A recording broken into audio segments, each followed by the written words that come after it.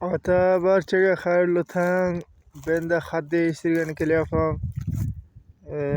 Şu qarab, mana shu unjadan xat değiştiraman, alıştıraman. Mana borularni ko'ryapsiz-ku.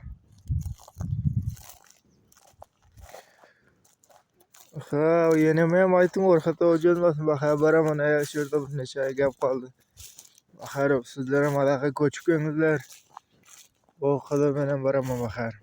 Uyimizda saqlab qo'yingizlar.